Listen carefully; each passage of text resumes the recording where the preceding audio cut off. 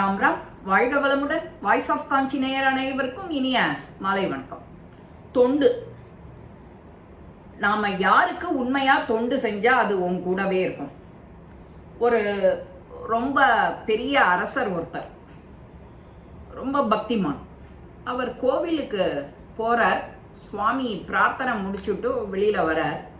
வெளியில வந்தாக்க அங்க ஒரு சன்னியாசி தியானத்துல மூழ்கின்னு இருக்கார்.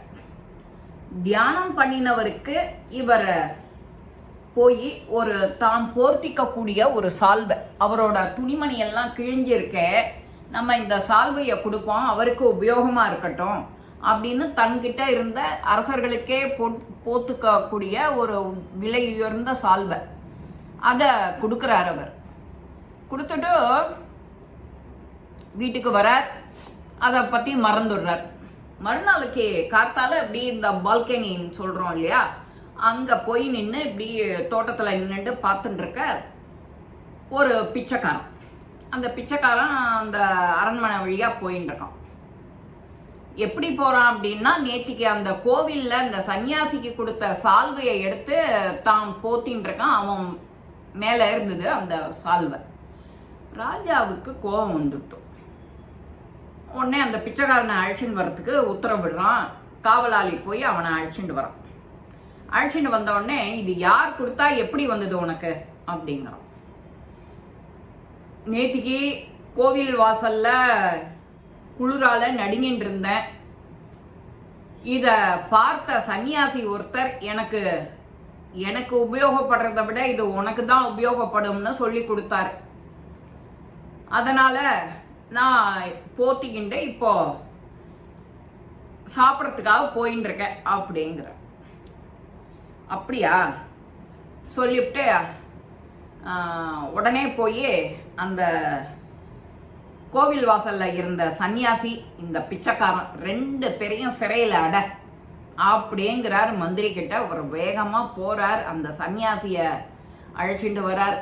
இந்த பிச்சைக்காரன் சன்னியாசி ரெண்டு பேரையும் ஒரே சிறையில போட்டுடுறார்.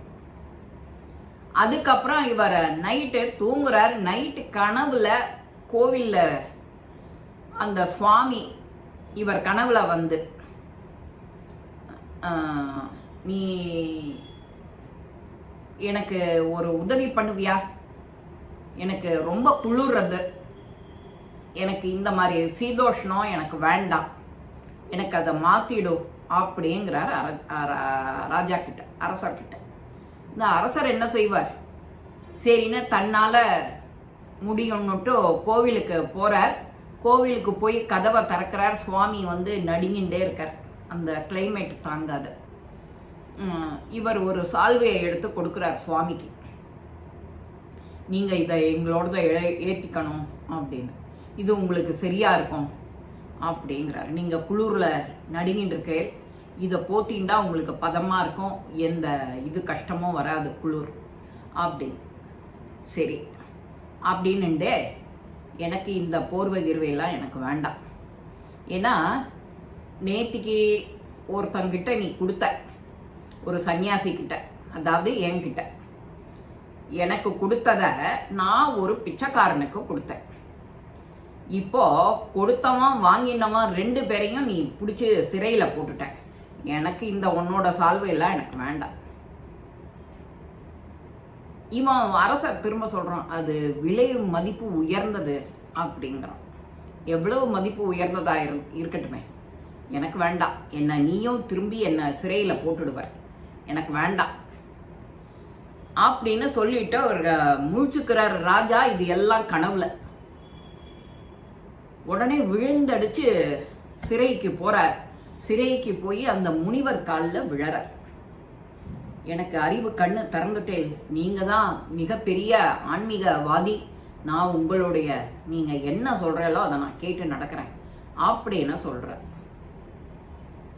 ஏன் எதுக்கு அப்படின்னா, ஒருத்தருக்கு நீ உபகாரம் பண்ற அப்படின்னா ஒருத்தனுக்கு அது தேவையா இருந்தாதான். ஒருத்தருக்கு சாப்பாடு வேணும் அப்படின்னு நீயா கொண்டு போய் அந்த டயத்துக்கு எதிர்க்க வரவனுக்கு நீ சாப்பாடு வாங்கி கொடுத்தா உன்னை போல உயர்ந்த மனுஷன் கிடையாது.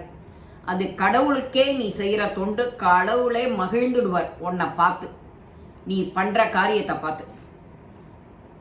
நீ அதெல்லாம் பண்ணல. ஒருத்தான் குளிர்ல நடுங்கின்னு இருக்கான்னு அவர் துறவி பிச்சைக்காரனுக்கு கொடுத்தார். உண்மையா எனக்கு தேவைப்படுறத விட அந்த பிச்சைக்காரனுக்கு கொடுத்தா நல்லதுன்னு தனக்கு கொடுத்த சால்வையா அவன்கிட்ட கொடுத்தார். நீ அவனையும் சிறையில போட்ட, இந்த பிச்சைக்காரனை நீ பார்த்துட்டு இவனையும் சிறையில போட்டுட்ட. அதனால உன்னோட எண்ணங்கள் தவறு.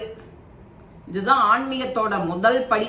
தொண்டு செய்யணும், பக்தர்கள் தொண்டு செய்யணும், ஆன்மீக தொண்டு செய்யணும். இல்லாதவாளுக்கு இருக்கிறவா கொடுக்கணும். அதுவும் எப்படி குறிப்பறிஞ்சு. நீ உனக்கு சாப்பிட்ற டைம் வந்துடுத்தோ அப்படின்னா யார் அதித்தி வந்தாலும் வீட்டுக்கு சாப்பாடு கொடுக்கணும். இப்பெல்லாம் என்ன பண்றோம், ஃபோன் பண்ணி நாளைக்கு நீ ஃப்ரீயா இருக்கியா, நான் வரட்டுமா, லஞ்ச் டயத்துக்கு வரட்டுமா, இல்லை ஈவினிங் வரட்டுமான்னு அவ கேட்க வேண்டியிருக்கு. அப்புறம் நீ பதில் சொல்ற, இல்லை வாங்க நான் உங்கேயும் போகல.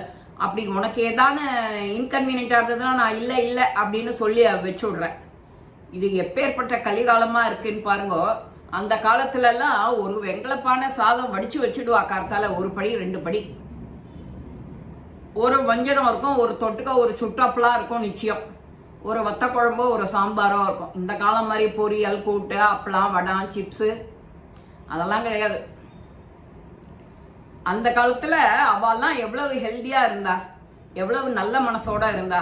வீட்டுக்கு எத்தனை பேர் வந்தாலும் இலை போடு அப்படின்னு உள்ளர குரல் கொடுப்பா. உடனே வெளியில கொள்ளையில இருக்கிற தையல் இலையோ வாழை இலையோ மட்டை சருகோ என்னத்தையானு கொண்டு போட்டுருவா. கொழுந்து போட்டு தொட்டுக்க போட்டுருவா, ஊறுகாயை போட்டுருவா. இப்போ காஞ்ச நார்த்தங்காய் இருக்கும் எப்போதும் போட்டுருவா. அந்த காலத்து மனுஷாதான். இந்த காலத்துல நீ முன்னாடியே நான் உங்க ஆத்துக்கு வரேன், எனக்கு நாளைக்கு பெரிய லாங் வீக்கெண்டு, நாங்கள்லாம் ஒரு டூர் போறோம், அதனால ஆண்டவே உங்க வீட்டுக்கு வரோம் அப்படின்னா அவ எஸ்கேப் ஆயிடுவா.